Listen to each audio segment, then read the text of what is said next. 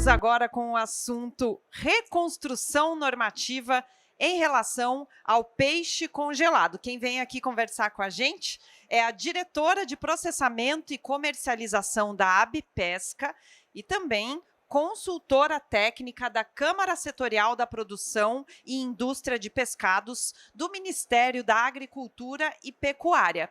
Seja bem-vinda, Aniela Baná. Muito obrigada pela sua presença no nosso evento. O palco é seu. Obrigada. Bom, boa tarde a todos. Sempre é uma honra estar falando um pouco sobre o pescado para todos. A gente tem aí um grande tema. E eu falo que é um grande tema porque o peixe congelado, sem dúvidas, é quem carrega aí o pescado como um todo, tanto nos mercados, no consumo realmente facilitado para o pessoal em casa. Então, isso é fantástico falar sobre um tema que hoje a gente busca tanta liberdade para comercialização, uma facilidade para comercialização, só que a gente tem alguns temas, principalmente o que tangem nas partes normativas e que precisam ser considerados. Então, eu peço a gentileza de colocarem a apresentação para que a gente fale rapidinho aí sobre as questões do tema. Então, peixe congelado em foco e a reconstrução normativa. É recente esse tema, nós tivemos uma surpresa muito gratificante por parte do Ministério da Agricultura nos últimos meses, que foi realmente a publicação da consulta pública sobre o peixe congelado. E o que é essa consulta pública? RTIQ, Regulamento Técnico de Identidade e Qualidade no Pescado, o que ele precisa atender para ser considerado um peixe congelado e ser comercializado. Isso é importante porque, uma vez que isso seja colocado em prática nas indústrias, a comercialização fica facilitada tanto no comércio nacional, como também para acesso a outros mercados. Então, falando um pouquinho e vendendo meu peixe, que eu acho que é o lugar certo aqui, aí está o nosso patrimônio da Abipesca. Nós somos uma associação e representamos 28 indústrias sob serviço de inspeção federal, ou seja, as maiores importadoras, as maiores exportadoras do pescado em território nacional estão passando aí dentro da entidade. De norte a sul, leste a oeste, variando de peixes, camarões e crustáceos, enfim, lagostas, e também conservas. Então, nós temos aí um patrimônio muito grande e representativo sobre o setor do pescado. E a nossa representatividade, a gente está disponibilizado aí nas maiores regiões de pescado do Brasil. Temos a sede sendo em São Paulo e também a parte técnica estando em Brasília, trabalhando com toda a representação do pescado. Hoje a gente fala que a Abipesca se tornou uma grande consultoria para as nossas entidades, tanto nos temas técnicos, como também nos temas que ultrapassam realmente a questão técnica e sim para uma parte política, representando nossos associados em frente aos Ministérios da Agricultura, Ministério da Fazenda, antigo Ministério da Economia, temas de importação, tarifas. Então, a gente tem realmente um papel muito importante junto a essas indústrias, tanto trabalhando individualmente como também setorialmente. Então, hoje a gente representa 90% das exportações de pescado passando pelas mãos da Abipesca, 70% do market share nacional do pescado, ou seja, o que é visto hoje nos maiores mercados dentro do país todo, passam também pela Abipesca, dentro dos nossos associados. Mais de 15 bilhões em faturamento. Então, hoje a gente tem realmente essa missão de transformar um ambiente de negócios facilitados para os nossos associados. E, claro, quando a gente faz essa representação de um ou mais, a gente já acaba estando frente aí uma manifestação setorial, o que realmente a gente acaba representando a todos os envolvidos nesse segmento. Não só a indústria, mas também toda a produção primária envolvida e todos os agentes que são de comercialização. Hoje, qual que é a nossa frente estratégica? A gente tem que sempre pensar no pescado como qualquer outra proteína. A gente precisa de uma cadeia de valor bem estruturada. E essa cadeia de valor, ela sempre vai estar relacionada à origem até o final da sua comercialização. Isso é fundamental para que a gente demonstre realmente o que a gente tem dentro do cenário nacional. E quando a gente fala do pescado nacional, a gente está falando tanto os da origem da captura, né, pesca selvagem, como também da aquicultura. Então, a gente precisa trabalhar com o ordenamento inteligente. Hoje, o mercado internacional, ele busca realmente o compliance. Quanto mais nós estivermos evoluídos no compliance, na rastreabilidade, melhor acesso aos mercados nós teremos. E isso para o pescado, do que muito se estranha muitas vezes para outras proteínas, foi o primeiro a fazer, junto ao Ministério da Agricultura, o programa de rastreabilidade nos anos 90. Então, ele serviu como exemplo para o cenário como um todo, no Brasil, das proteínas, como o grande case aí de sucesso para o Ministério da Agricultura. Ou seja, hoje a gente fala, somos grandes exportadores de bovinos, grandes exportadores de carnes de aves, e o pescado. Aonde que a gente se encontra nesse cenário, sendo que nós estávamos lá atrás desenvolvendo isso? Então, é muito importante que a gente tenha esse ordenamento inteligente, que a gente saiba mostrar. E quando eu falo vender o nosso peixe, a gente precisa ter isso intrínseco. Hoje, o pescado, como a gente acompanhou até na nossa anterior, aqui na nossa entrevista anterior, o que foi muito falado? É a pesca de captura artesanal. Hoje, mais de 90% das embarcações brasileiras são artesanais. Se você segue a regra, hoje a norma estabelece que até 12 metros de arqueação bruta seria realmente considerado uma embarcação artesanal. Umas mais elaboradas, mais estruturadas que as outras, mas ainda assim de acompanhamento familiar. E o que a gente aproveita dessa informação como marketing? O que a gente vende sobre o nosso pescado? Nosso pescado só é industrializado, mas de onde que ele está vindo? Será que a gente consegue agregar valor também demonstrando de onde ele vem? Isso é fundamental para que a gente tenha realmente sucesso numa venda. Acessar mercados vendendo o que o Brasil tem de melhor. O ordenamento inteligente, a gente sabe que ele vem muito relacionado a como a gente faz essas capturas. Hoje, até a gente falando do atum anteriormente, a gente tem a questão das limitações de cotas. Quais são os outros países que também têm essa facilidade? Hoje nós temos uma norma que das diversas espécies que a gente tem de pescado são proibidas de captura. Aqui nacionalmente, o Ministério do Meio Ambiente não permite fazer algumas capturas por estarem vulneráveis à extinção ou estarem num momento muito sensível que não podem ser pescadas. A gente vende isso, ou seja, a gente tem uma porcentagem de toda a gama de captura de pescado que a gente também não vende. O Brasil é um dos maiores países que faz esse processo de controle e a gente não sabe vender o nosso peixe. Internacionalmente, a gente fica de joelhos a outros países que não têm essa dinâmica de controle como nós temos no Brasil. E hoje nós somos diferenciados, nós precisamos saber vender isso. Quando a gente fala de planejamento aquícola, também. Nós somos um grande potencial e dentro das proteínas de origem animal é o pescado, eu falo tanto peixes quanto crustáceos, que são produzidos em piscicultura, eles vão carregar os próximos valores que a gente vai ter aí de comercialização do pescado. Dentro das proteínas é o que vai ter maior crescimento nos próximos anos. E por que eu falo isso com uma grande convicção? As outras proteínas brasileiras, elas já atingiram a sua sustentabilidade. Elas ficam ali variando e crescendo pouco a pouco ao ano. O pescado terá um crescimento exponencial. É a única proteína que vai conseguir esse trabalho e quem que vai carregar isso mesmo são os produtos vindos da aquicultura. Uma vez que a captura a gente já tem um nivelamento de sustentabilidade e a gente vai conseguir vender mais produtos da pesca agregando valor, e aí entra muito no que eu falei, valorizar a história de onde vem o pescado como um diferencial de venda e a aquicultura, hoje com a gama de terrenos que a gente tem no Brasil aí, fomentar, mas precisamos deixá-la ela também acessível para comercialização, para produção industrial poder comprar e também os investimentos que a gente vai ter na produção primária. Hoje a gente sabe dos custos, das dificuldades, muitas vezes regionais, mas trabalhando isso ponto a ponto, a gente consegue estabelecer um lugar seguro, um ambiente seguro de negócios para investimentos.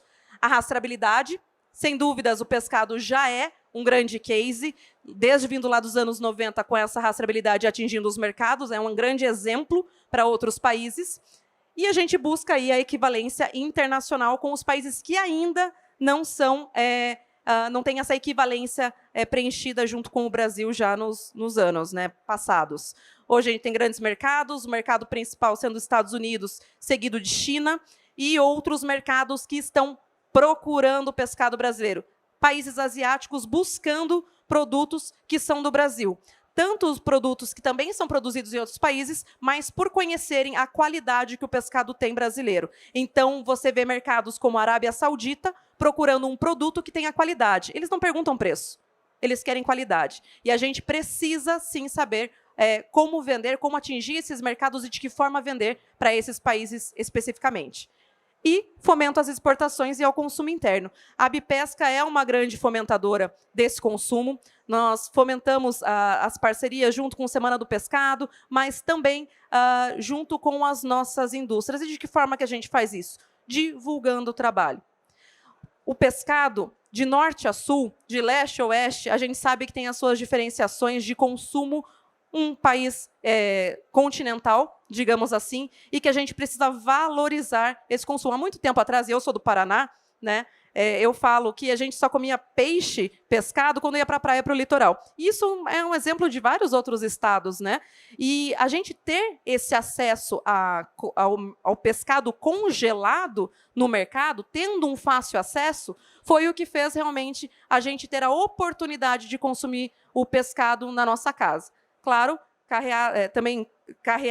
o que veio acarretando também a questões do consumo de peixe por meio da culinária japonesa, fomentou sim, a gente não pode falar que o salmão não foi um grande representante nos últimos anos de acesso e querer conhecer realmente outros tipos de pescado, outros tipos de produtos de pescado, como polvo, camarão, enfim, isso realmente fez a diferença nesses últimos anos para a gente. E quando a gente fala de produção mundial, e por que eu acho muito importante a gente falar isso, quando a gente está falando antes dessa mudança normativa tão importante? Aqui a gente tem números de 2022, que a FAO publicou em junho desse ano, em milhões de toneladas. E observem, pessoal, o pescado é a proteína mais consumida do mundo. Do mundo. Aqui a gente tem a representação dos números impactados. Claro, a gente tem países que consomem muito pescado e o Brasil, o potencial que nós temos para os próximos anos. Esse número não é de hoje, não foi só em 2022 que a gente teve isso. 2021, 2020, pescado sempre foi a proteína mais consumida do mundo e a gente precisa transformar o Brasil nesse grande consumidor também. Notem que a gente teve, em relação ao pescado, diferente dos outros anos, a captura reduzindo e a aquicultura crescendo, né? A gente está aí quase meio a meio, 50-50 em cada tipo de produto. E as expectativas, as estatísticas que a gente tem para 2023, reduzindo ainda mais a captura e a aquicultura aí crescendo cada vez mais. E por que esses números se dão? E é o que a gente fala. A captura brasileira, ela chegou no momento que ela está chegando a ser sustentável. E a gente precisa valorizar a agregação de valor para esse produto. Vender realmente quais são os controles ambientais que a gente tem, quais são os controles que a gente tem de ordenamento aqui no Brasil, para que a gente consiga valorizar esse produto e fomentar realmente esse valor quanto ao valor agregado, né? E a aquicultura aí crescendo num cenário brasileiro, né? E a evolução do pescado, pessoal? Em 2022, o consumo, aí, se a gente pega a transação de valores aí em dólares, bilhões de dólares, nós tivemos 192,4 bi em 2022, o que representou, em relação a 2021, o crescimento de 1,1%. E o Brasil representando aí 1,75 bi de valor. Ou seja, notem que a gente faz aí uma participação de menos de 1% no mercado internacional. Isso, em relação ao ano anterior, já teve um crescimento de 14,1%. Mas a gente pode chegar a níveis aí de ser um grande, realmente, exportador para o mundo, né? Hoje a gente tem a China como sendo um grande exportador e no mesmo tamanho do Brasil, e onde otimizou realmente a aquicultura como um grande case, e nós precisamos buscar isso. Das exportações hoje, nós temos apenas 0,36 bi dessas trocas comerciais em bilhões de dólares, e importações, um volume aí de 1,39 bi. E por que a gente tem isso com crescimento até, tanto para essas trocas comerciais? A importação de salmão carrega, né, seguida da merluza da Argentina, produtos, espécies realmente que nós não temos no Brasil. Isso faz toda a diferença. Então, quando a gente fala o Brasil é um grande importador, é porque não tem capacidade de crescimento? Não. É porque são espécies diferenciadas, é um consumo que realmente, tanto do salmão como da merluza, que sempre foram importados, né, com uma grande quantidade, salmão agora vindo cada vez mais ao passar dos anos, levantaram o nosso número de exportação. Então, a gente está nesse cenário de exportações que nós precisamos acessar os próximos mercados, né, para a gente estar nessa balança comercial mais equilibrada.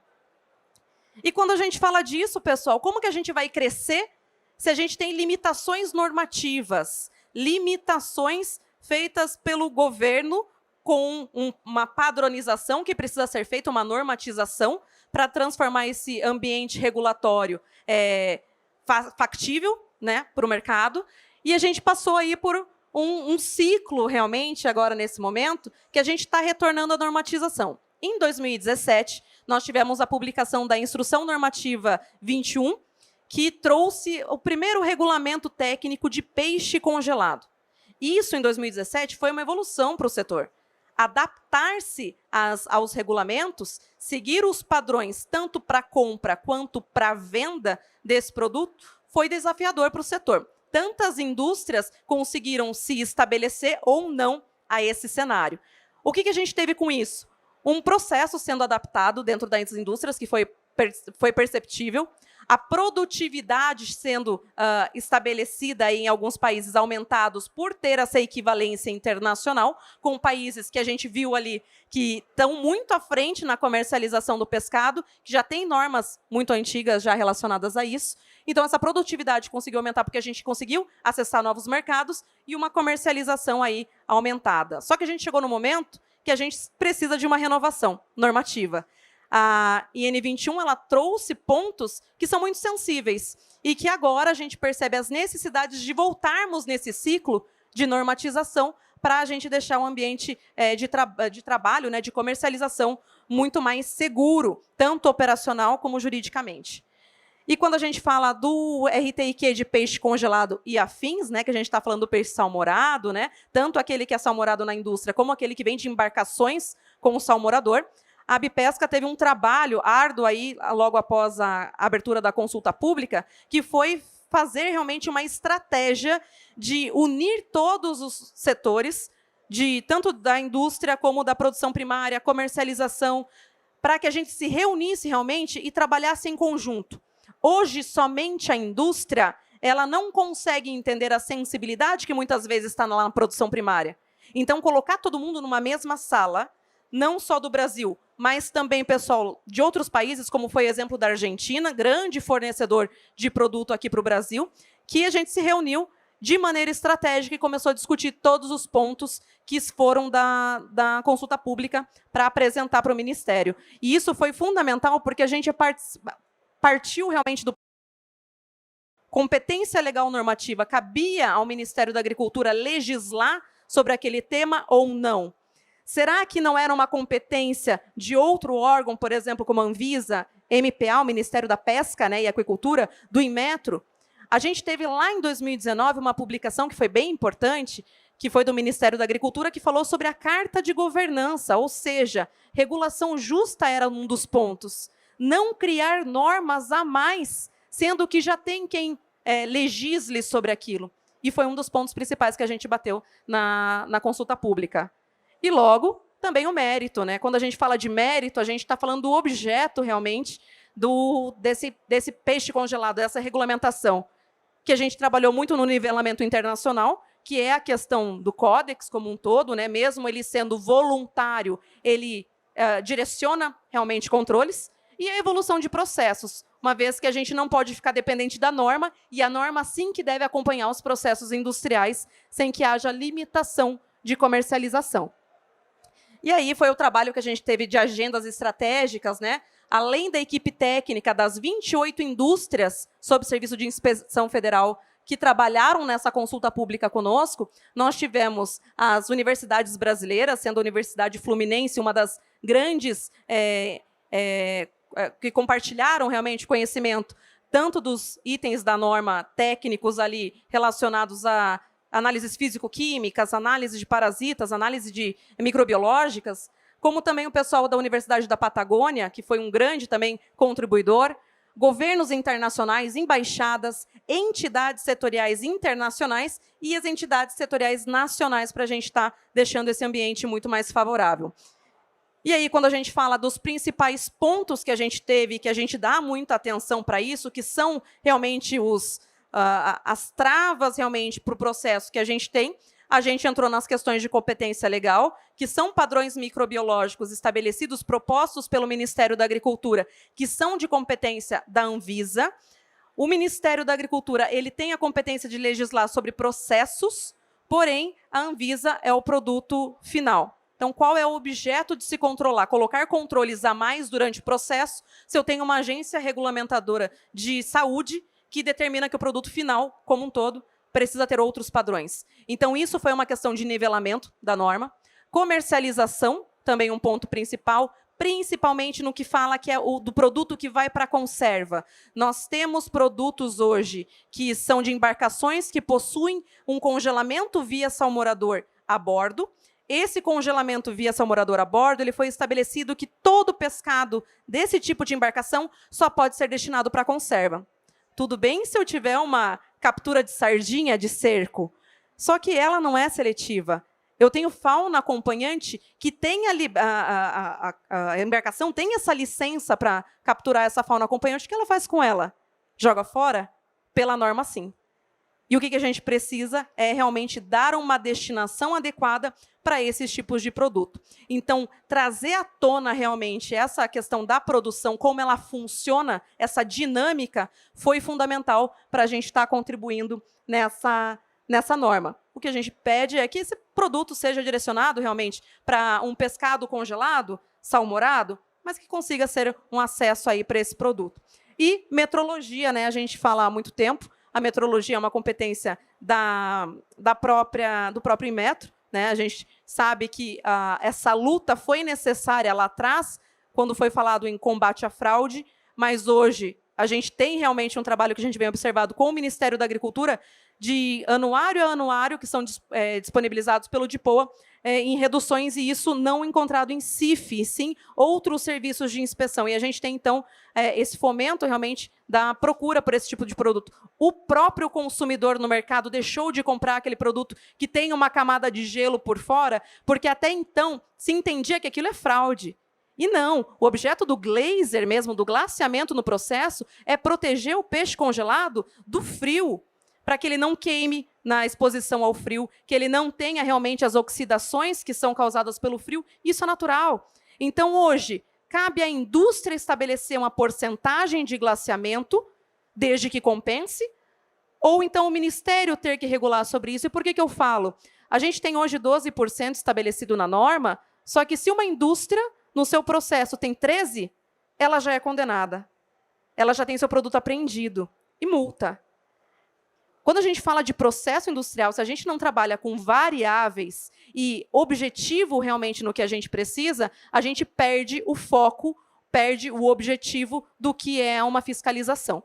Então, a gente precisa, sim, estabelecer que controles operacionais pela indústria sejam executados pela indústria. A gente tem um programa, um plano de autocontrole, a lei de autocontrole aprovada no último ano, que a gente teve aí um direcionamento para a indústria das suas responsabilidades.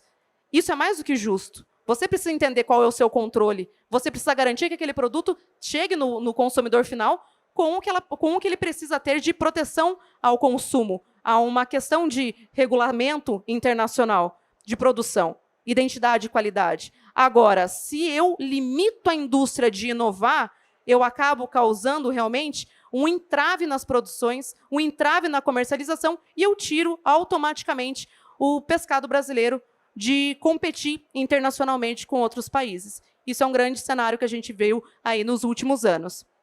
E quando a gente fala do mérito da norma, o que a gente identificou? Parasita, o glaciamento que a gente já comentou aqui da metrologia, e os padrões físico-químicos. Padrões físico-químicos como pH e BVT, gente, para o pescado, ele é índice de frescor, e muitos países, como o Codex, não utilizam ele como um padrão. Então, a gente precisa estar num nivelamento internacional. O que o índice de pH e BVT, que são variáveis, e são muito variáveis dentro do processo físico-químico do produto congelado, interferem nessa qualidade. Só que hoje, se eu tenho um pH fora, se eu tenho um BVT fora, é condenação no produto. Então, isso é um absurdo, realmente. Então, trazer um ambiente regulatório para a gente ter uma condição de trabalhar com qualidade, que é o objeto da indústria, sem que a gente tenha realmente uma exposição muito acentuada só para coisas que são estabelecidas no Brasil e não internacionalmente, a gente perde espaço no mercado. Então, a gente precisa ser competitivo, e um dos pontos principais foi a questão dessa norma. O sódio também. Sódio, ele é um item que muito tempo foi tratado como o indicador de combate à fraude, e hoje você pega dos últimos 5 anos, no anuário do Ministério da Agricultura, quais foram os casos com físico-químico por causa de sódio. Praticamente zero para fraude.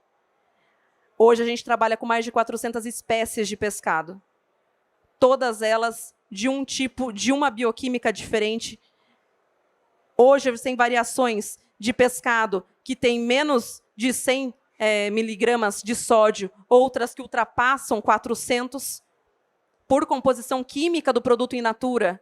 Como que eu consigo estabelecer um padrão se eu não tenho números que indiquem fraude? Então, isso foi muito importante a gente trazer à cena. Então, a gente foi mesmo na ferida tratar esses pontos, porque sódio é competência da Anvisa. Fraude econômica deve ter outros meios de identificação, e a gente já percebeu que o Serviço de Inspeção Federal brasileiro não faz isso. Então, também não seria a mais indicada a análise química para identificar esse tipo de problema. Então, são pontos bem fundamentais, principalmente essa questão do sódio, de parasitas, problemas que a gente teve de comércio bilateral, principalmente dos produtos vindos da Argentina, onde são operações diferentes, uma espécie diferente trabalhada lá, e que precisavam ser tratados ponto a ponto para que a gente consiga ser competitivo. E quando a gente fala da evolução do pescado, pessoal, como que a gente vai estar em 2030? Dentro dos cenários que a gente teve aí de um crescimento de trocas comerciais em mais de 14% no último ano, de 2022 para de 2021 para 2022, onde que a gente pensa que a gente vai chegar? Onde a gente pode chegar? Para a gente chegar realmente nesse número de bilhões de dólares em 2030, que eu espero que seja muito mais em relação ao que o valor que a gente trouxe aqui, principalmente para os top 5 que a gente tem aí, que a gente fala que é o pargo, a tilápia, o atum, a lagosta, o camarão e as conservas. Aonde que a gente vai chegar, pessoal? É importante que a gente saiba que, para se trabalhar, não se basta a vontade. A gente precisa de um ambiente de trabalho muito mais assertivo, sem que a gente tenha problemas para essa produção, para essa comercialização. Então, estarmos nivelados com grandes produtores como China, Espanha, outros países também que estão alinhados com o Codex, tem um nivelamento internacional normativo muito mais tranquilo, focado em processos e também em saúde, a gente tem que saber também que a gente não pode travar a questão comercial. Então, quem estabelece os critérios é o cliente, e quem deve atendê-los somos nós da indústria. Então, deixo essa mensagem aí para vocês de último ponto, que normativas são importantes, devem ser seguidas, mas elas também têm que ter objetivo e não podem travar a comercialização, pessoal. Então, eu deixo aí meu contato, agradeço a atenção de todos e me coloco à disposição.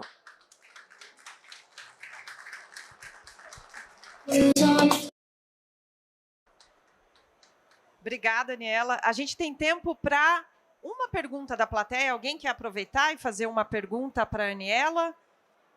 Não, ninguém? Uma pergunta aqui. A gente vai levar o microfone. Só um minutinho, para que todo mundo possa ouvir a pergunta. Quer subir de novo, Aniela? Por gentileza.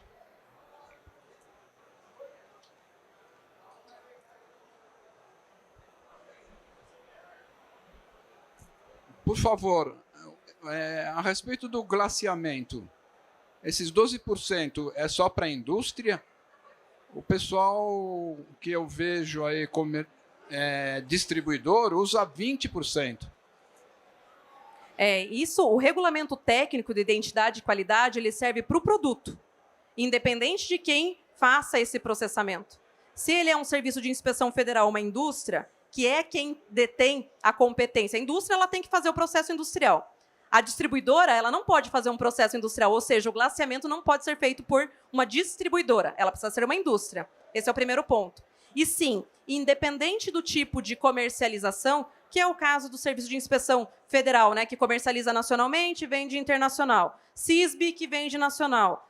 SIC, ou CIP, né, enfim, o Estado, e o SIM, que é comercialização municipal, tem que atender o regulamento técnico. Então, independente do tipo de comercialização, 12% hoje é a regra do Ministério da Agricultura. 12% pelo Ministério da Agricultura, mais a normatização do Inmetro, que deve ser 100% compensado o glaciamento. Mais uma pergunta aqui, aí a gente encerra.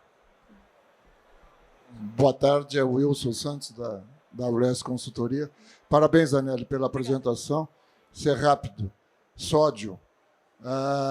Como é que vai ficar a proposta final, os 134 miligramas por 100 gramas?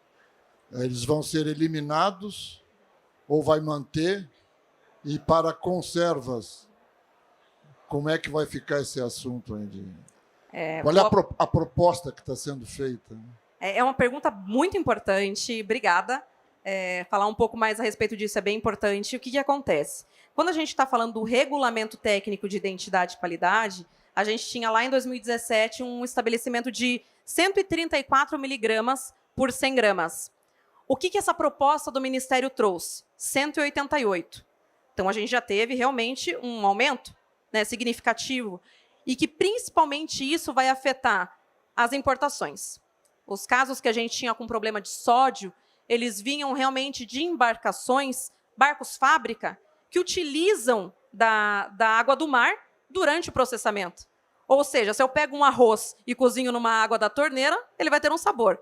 Se eu pego e cozinho ele com água do mar, ele vai ter uma absorção. Isso é natural do processo. Só que isso não era previsto anteriormente. Então, a gente teve duas linhas a serem seguidas.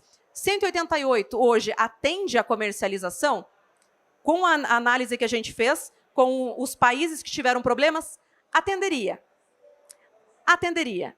Porém, qual que foi a nossa proposta? Isso para peixe congelado, né? Que esse produto, esse tipo de produto, não tivesse análise de sódio. Não faz sentido. Né? Hoje a gente tem uma variação muito grande da salinidade da água, aonde ela foi capturada, qual que é o tipo de região, qual foi a temperatura, qual é a época do ano. Então, a salinidade das regiões, ela pode interferir. Então, o padrão de sódio, se a gente tem um interesse do Ministério da Agricultura com a questão de saúde, a competência é a Anvisa. Agora, se ela quer uma análise de fraude, não é o sódio que vai ser o melhor parâmetro. Então, a gente fez uma proposta realmente de retirada, porém, com um controle do que já é estabelecido pela Anvisa para controle de produto, inclusive para conserva, né? Produto final. Conserva vai continuar com um problema com 180. E a gente continua com um problema que é: tu exige 180 e depois, durante o processo, tu adiciona sal. Mas o 180 não é para o produto final de conserva. Sim. Mas o pessoal importa a sardinha do Marrocos. Isso. Ele vem com 240 seguidamente, 250, 300, 220, é normal. Pela sardinha lá, já vem processada num RSW, que é água do mar refrigerada. Enfim, ele chega aqui com 220. Só que essa sardinha, quando chega aqui, durante o processo, é adicionado mais sal. Sim. Porque o teor de sal da conserva do produto acabado é muito acima desses valores. E na importação, se for exigido 180, tu vai continuar com o mesmo problema. Ou seja, tu vai proibir a importação se ela chega aqui a 230, sabendo que aquele produto entraria na indústria e receberia mais sal depois. É de uma incoerência assim. A conserva tem que ficar de fora disso aí. Mas ela está de fora, até na proposta do Ministério da Agricultura. Ela está de fora com o seguinte aspecto: dependendo do organolétrico que o técnico fizer, aí tu cai na subjetividade, aí tu cai na insegurança jurídica. Perfeito. Até isso é importante que foi falado, uma das falhas que a gente observou na norma foi justamente essa. O RISPOA, né, que é a Bíblia da indústria, ele traz que a análise organoléptica, quando feita, ela é muito subjetiva, realmente. O que é salgado para mim, às vezes não é salgado para ti, né? Então, são coisas assim que não podem ficar à mercê do que eu acho, do achismo. O RISPOA ele já trazia que, quando identificada dúvidas sobre o processo organoléptico, obrigatoriamente precisa ser feita análise físico-químico. O que o RTIQ que a gente percebeu nessa consulta pública era que, caso fosse identificado uma subjetividade no organoléptico, já não podia ser vendido para o consumo. Então, foi um erro absurdo, mas se passa, né? Então, é um ponto muito importante. A gente teve essa questão do sódio relacionado à comercialização para a indústria. Na consulta pública, eles deixaram que, para você vender o produto, né, como peixe congelado in natura, ele teria que atender os 188, né? E para muitos, até com o pessoal da Argentina, que é um grande produtor de produtos, né, que vem desse tipo de embarcação, que é utilizando água limpa, atenderia. Porém, a gente sabe que não é o objeto, os 188 como critério de qualidade do produto, e sim uma questão de fraude que pode ser atendido por outros. Porém, a consulta pública trouxe que embarcações que utilizam salmorador a bordo, por exemplo, eles não tenham análise. Então, essa matéria-prima que vai para a indústria conserveira, importando, ela não vai passar por análise. É essa a sugestão do Ministério da Agricultura. Isso é muito bom. Então, esse receio que a gente tinha, realmente, de importar um produto, principalmente quando ia para a conserva, que é um outro produto que se transforma num peixe in natura, essa matéria-prima ela vai estar abordada pela consulta pública. Isso foi uma grande vitória. O que a gente diz hoje a norma ela teve suas vantagens? Sem dúvidas. A proposta do Ministério da Agricultura evoluiu muito. Pode melhorar? Sem dúvidas. E o momento que a gente teve foi esse da consulta pública e que a gente resolveu unir realmente todo mundo para ver, nos atende? Não nos atende? Vamos em bloco, porque esse é o nosso papel, defender o setor e não só uma indústria, outra indústria. A gente quer que mais gente consuma o pescado, que a gente venda cada vez mais, que a gente tenha trabalho para consultoria, que a gente tenha trabalho para todo mundo, mas com o objeto do quê? De comercializar mais, desenvolver mais, e não ficar apagando incêndio e resolvendo coisas que não fazem sentido. Então, ambiente regulatório, ambiente operacional jurídico é o que a gente busca em defesa do nosso pescado. Aniela, muito obrigada pela sua participação. Eu peço aplausos para a nossa convidada. Obrigada, querida.